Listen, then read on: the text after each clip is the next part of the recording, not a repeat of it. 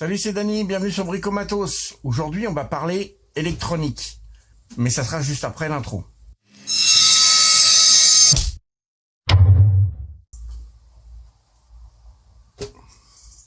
Vous vous rappelez GVDA, la société? Le petit truc qui s'accroche un peu partout, là. Cette jolie chose. Aujourd'hui, il m'a envoyé quelque chose d'autre. Ceci, c'est une alimentation stabilisée. Le modèle, c'est GDA 3010. Pourquoi 3010? Ça donne tout de suite ses capacités. C'est une alimentation qui délivre 30 volts et 10 ampères. À quoi ça sert? À dépanner des choses comme ça. Mais bon, ça n'a pas besoin d'être dépanné, ça tombe pas en panne. Fallait que je la fasse, désolé. Faire des tests, et ainsi de suite. Mais dans un domaine plus électronique, quand pour les bidouilleurs, ceux qui font des petits montages et tout, c'est bien d'avoir une alimentation stabilisée, parce que ça permet de simuler plein de choses, de faire des calculs, des tests, de toutes sortes. Aujourd'hui, l'idée, c'est pas de vous démontrer plein de fonctions. Je vais vous montrer sur ça. Alors ça, c'est plus difficile parce qu'il faudrait aller chercher les contacts tout au fond, là. C'est un peu compliqué. Mais ça, c'est facile, les contacts, ils sont ici. Mais j'aurais pu prendre n'importe quel outil sans fil pour vous le démontrer. Mais après, on va l'ouvrir, regarder comment c'est fait. Et surtout, un truc qui est super important, c'est qu'on va regarder le critère qui est le plus important dans une alimentation stabilisée, c'est est-ce que elle envoie ce qu'elle prétend envoyer. À savoir, si j'affiche sa valeur maximum, 30 volts, on va prendre le beau multimètre qui vient de chez eux aussi, et il doit me marquer 30 volts. Si je mets 30 volts là, et que là il me marque 25, on va pas être d'accord. Je fais référence à aucun outillage qui aurait des valeurs qui sont pas bonnes, hein. Mais bon, parce que je suis un emmerdeur, je vais prendre ça pour le tester aussi. Sinon, c'est pas drôle. Alors d'abord, on va s'amuser. Vous voyez, j'ai pas de batterie. Enfin, si, j'en ai une, elle est là, mais... Petite mise en bouche. Imaginons, j'ai une panne, j'ai une batterie, une clé à choc, ça marche pas bien, il y a un truc qui va pas. Je prends ma batterie, je sais pas, j'ai pas d'autre batterie pour la tester. On va imaginer le pire des cas. J'ai pas d'autre batterie pour la tester, mais je veux savoir ce qui déconne. Comment savoir si c'est la batterie qui, par exemple, pourrait avoir un élément qui est faiblard ou une partie de l'électronique qui est faiblarde? Quand vous la mesurez, là, vous prenez votre beau multimètre, vous la mesurez, elle vous dit 20 volts, par exemple, mais en réalité, si dès que vous tirez dessus, il y a tout qui s'écroule, votre bécane, elle marchera pas. Mais comment savoir si c'est elle ou elle qui déconne si vous avez rien d'autre? Là peut rentrer en compte l'alimentation stabilisée. C'est simple, hein. C'est toujours la même chose. Il faut partir d'un point de départ quand on fait du dépannage. L'idéal, c'est de partir de la source et d'aller vers la sortie. Mais il faut bien partir quelque part. Donc, on peut commencer par alimenter cette chose-là et essayer de la faire tourner. Là où est l'intérêt de l'alimentation stabilisée, vous allez le voir, elle cause bien, elle dit plein de choses. Et si ça marche, ça vient pas de là. On a déjà éliminé une source. Par contre, je vais vous montrer la partie là qu'on peut faire avec ça. On va commencer par ça parce que c'est rigolo.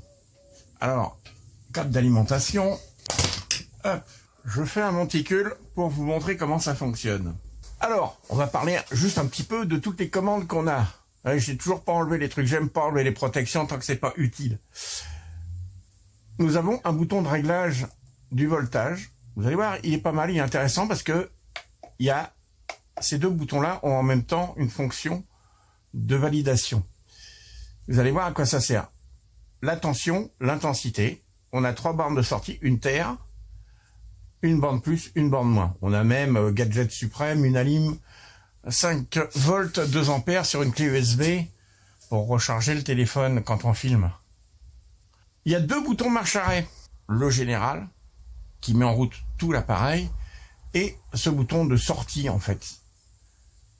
Donc, si je l'allume. Vous voyez, ils affichent quelque chose. Vous voyez, off, il marque. Ça veut dire que ici, on est à l'arrêt.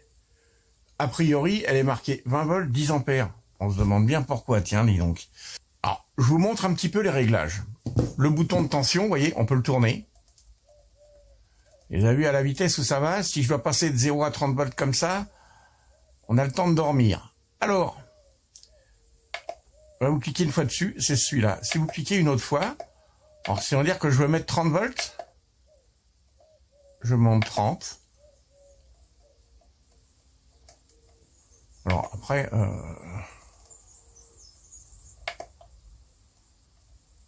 voilà. Ah, il y a un petit peu têtu quand même.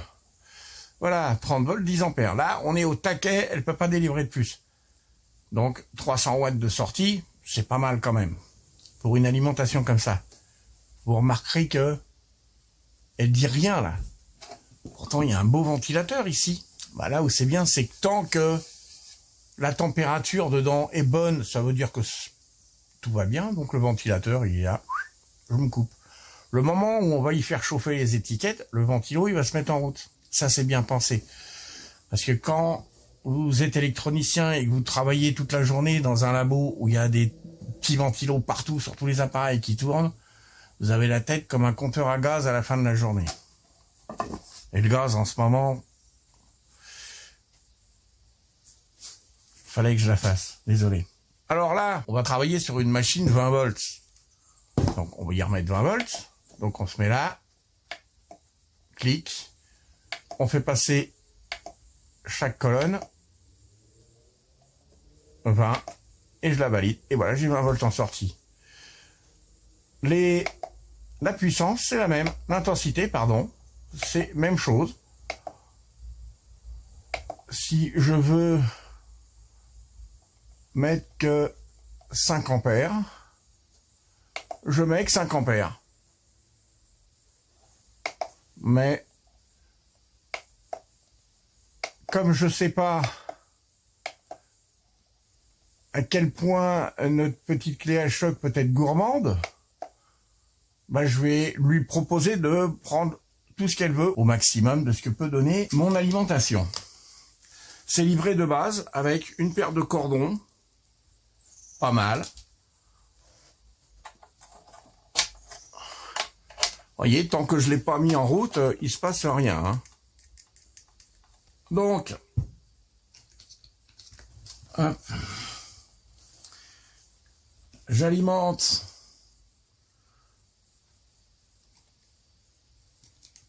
ma machine. Maintenant, je vais l'allumer. Vous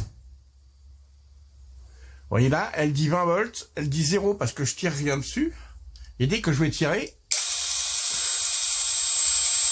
voilà, pour l'instant, je tire 4 ampères.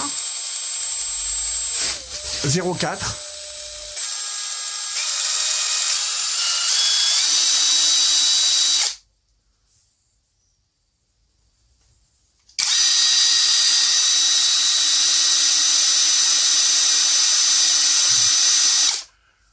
À fond, à vide, elle tire 2 ampères maximum. Bon, et au passage, ma machine marche super bien. Quand on regarde les ampères, on voit qu'il y a un à-coup qui monte à tout petit peu plus de 3 ampères, mais pas plus.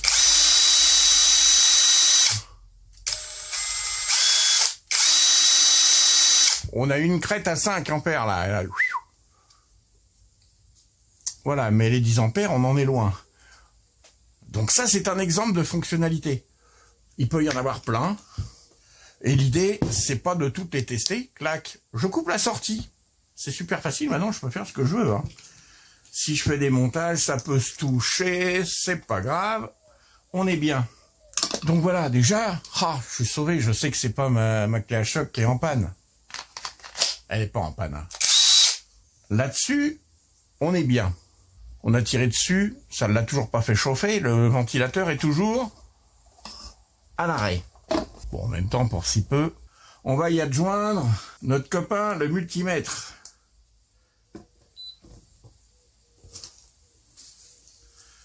Voilà, en plus, ils vont être contents chez GVDA parce que Ils vont voir deux de leurs appareils sur la même vidéo, dis donc. Un que j'ai déjà présenté et qui m'aide à présenter le deuxième. C'est la grande classe, hein, je te le dis. Mais je suis désolé, je l'adore ce truc. Et là, c'est pas du faillotage. Hein. J'en vois déjà qui arrivent là, avec leurs grands sabots. Hop. Puisque là, il n'y a pas de courant, lui, c'est pas ce qu'il mesure, donc pour l'instant, il vadrouille. Il mesure une résistance. Bon, on va lui donner à bouffer, puisque c'est ce qu'il veut. Ah non, on a dit d'abord...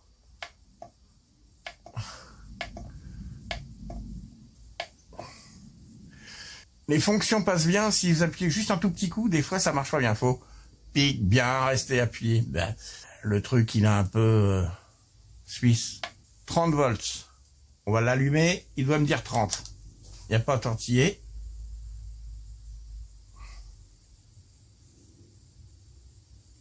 Alors, il y a des niveaux de précision.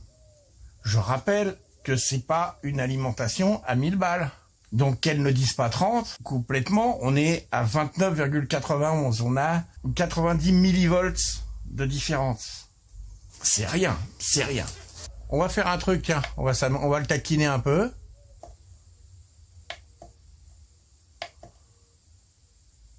Alors, GBDA, si je devais donner une première appréciation assez moyenne, c'est la sensibilité du truc. On appuie, on a bien le clic, mais la fonction, elle se fait pas vraiment super bien. 20 volts, je valide. C'est instantané, hein. Et là, 12,95. 50 millivolts de différence. On est bien. Allez, tiens, on pousse mémé dans les orties. Casse-pied, ce truc-là.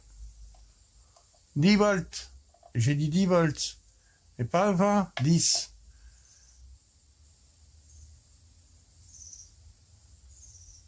Allez. Ah. Oh merde, j'ai cru qu'il allait y monter. 20 millivolts. Plus on est bas en tension et plus il est précis. C'est pas mal. On va regarder, tiens. On va aller l'embêter. Ah, il aime pas, hein. Il accepte que tu lui donnes comme ça. Alors, si je l'éteins...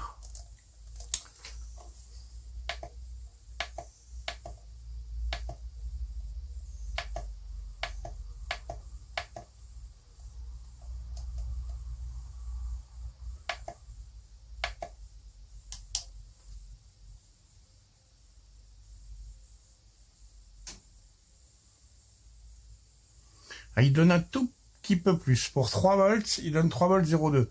On est pas mal. Allez, je le coupe et je vais me mettre sur un autre testeur. Alors, attention, ce testeur-là, surtout les cordons, ils ont au moins 40 ans dans leur gueule. Donc, les très vieux cordons, ça peut devenir un petit peu résistif. Donc, je garantis rien. À 3 volts, il est plutôt d'accord. 3,033. Lui, il est au millième, hein, là. Allez.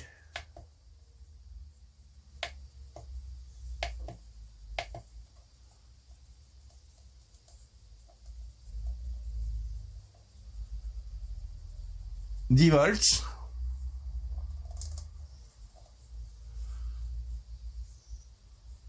19,99.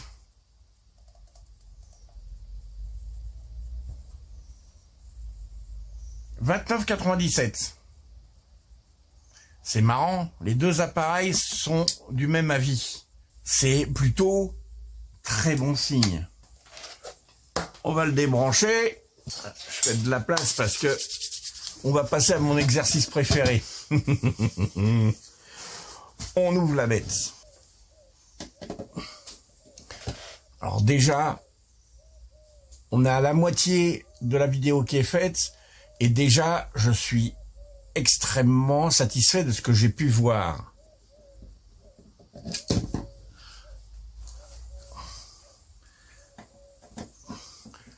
Pour l'instant, ça nous démontre qu'il rigole pas sur le matériel. Ils annoncent quelque chose, ça donne exactement ce qu'ils annoncent. Il y en a un là-haut, là, qui devrait en prendre de la graine, je te le dis.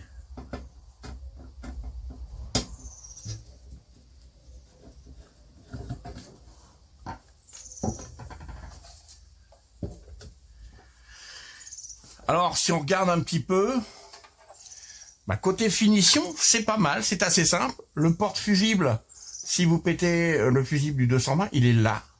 Donc, il y a juste à tirer dessus pour l'enlever. Je vais pas l'enlever parce que j'ai pas envie de me ruiner un doigt. Mais il est là. C'est un porte-fusible. C'est une prise d'alimentation standard.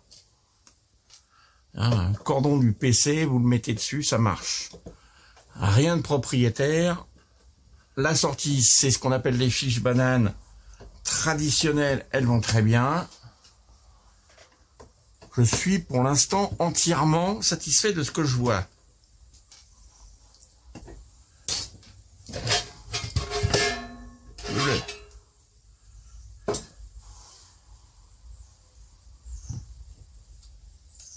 Ah, d'accord.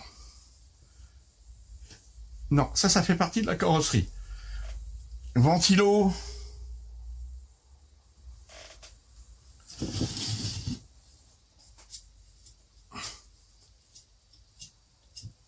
Le ventilo a l'air bien, hein.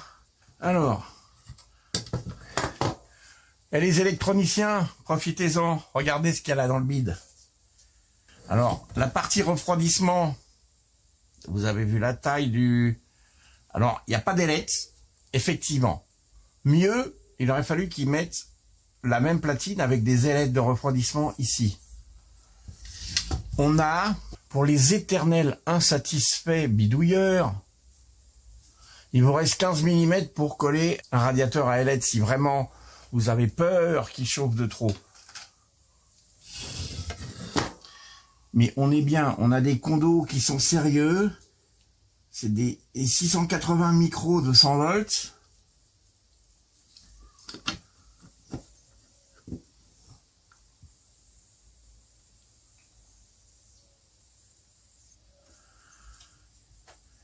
Franchement, c'est bien construit.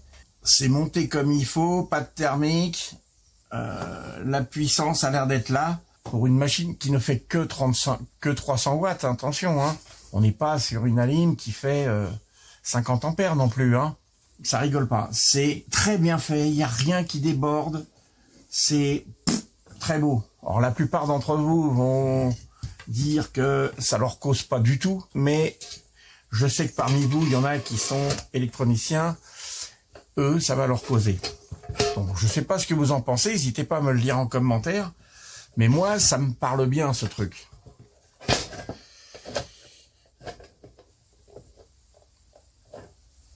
Faut être délicat dans le remontage parce que...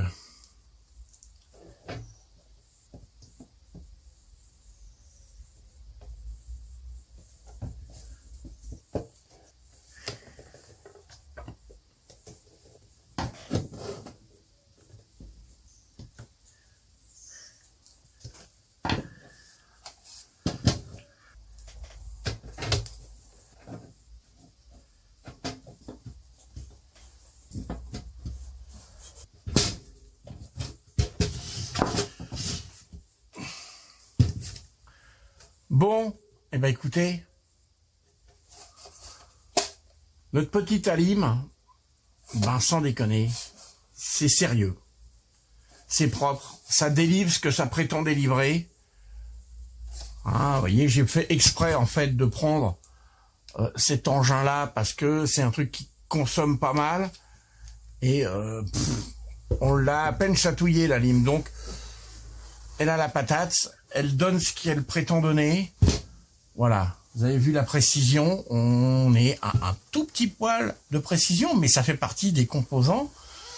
Et on a des composants qui sont de suffisamment bonne qualité pour être extrêmement près de ce qui est affiché. Dans le pire des cas, on était à 60 millivolts. 0,06 volts. J'estime que c'est un niveau de précision qui est vraiment largement suffisant. Donc, je vais conclure sur cette machine très rapidement. Génial. pour le prix, très bien. Il y en a des caisses, on en trouve des caisses partout, mais franchement, voilà. Moi, il y a une marque là, qui est la même que celle-là, et dans les deux cas, ils m'ont donné du matériel de qualité. Pourquoi prendre une autre marque si celle-là me satisfait? Voilà, donc GDA 3010 de chez GVDA, c'est très bien, et ping pour eux. Je vous remercie d'avoir regardé cette vidéo jusqu'au bout, et je vous dis à très bientôt pour une nouvelle vidéo. Il y a du lourd à venir, du très très lourd.